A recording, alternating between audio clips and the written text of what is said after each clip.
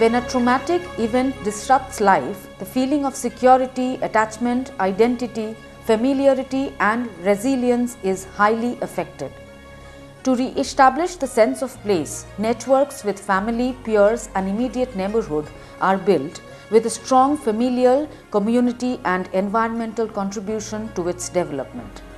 Indicators for a sense of place is understood by the attachment to the place where a person lives, spending a lot of time and effort into making a place one's own, feeling more relaxed when at home in the community. Community has things that highlight one's personality. Community is a secure place for one to live, a personal touch to the ecology of the place where one lives. One takes pride in the community where one lives, and one works with others to make the community a place of his own.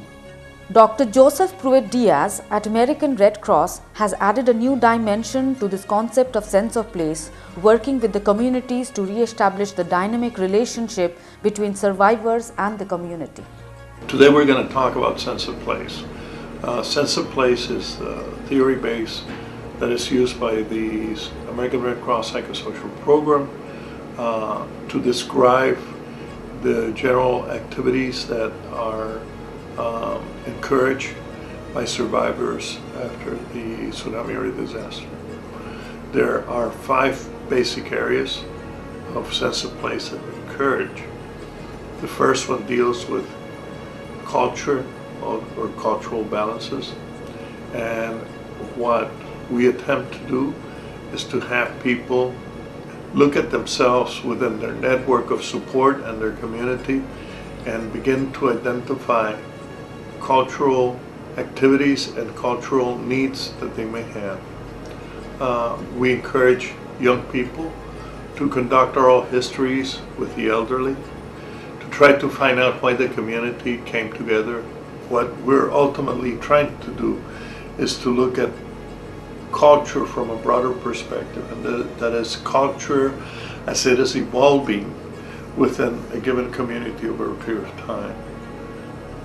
The cultural component of sense of place usually takes the longest to be able to describe and put together within a community, because it is history as it uncovers and moves on.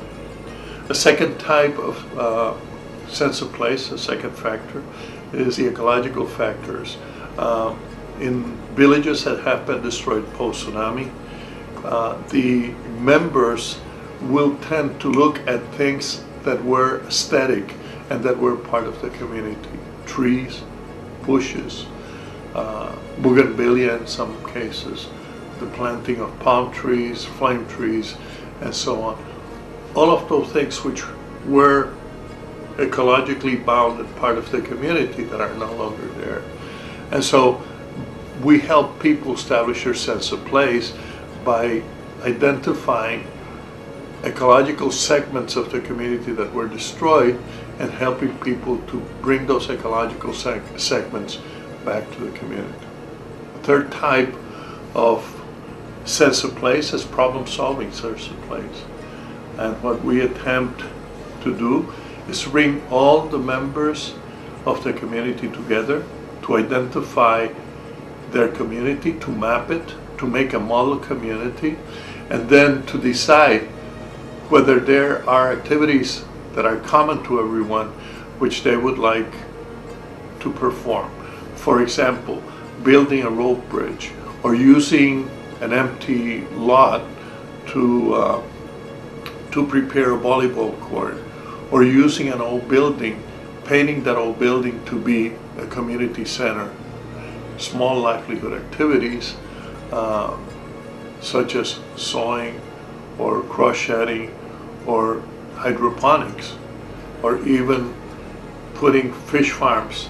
Fourth type of sustainability is the human capital, what we call human capital sustainability. And what we mean by human capital sustainability is to assist a community to identify the resources that exist within a community. One of the things that I have continuously found in my professional development is the relationship of communities to donors. And the assumption is always we're victims and we don't have anything to give. We're poor, we don't have anything to share. But when we talk about human capital, what we're attempting to see is what is the capital that the community has, which they can use as leverage to attain or obtain resources from outside to improve themselves. For example, unemployed persons, an old carpenter that has retired, unemployed youth and adolescents that may be available to do some cleanup activities or some construction activities, women who might volunteer to cook food for the young people who are working. All communities have a wealth that is there for them.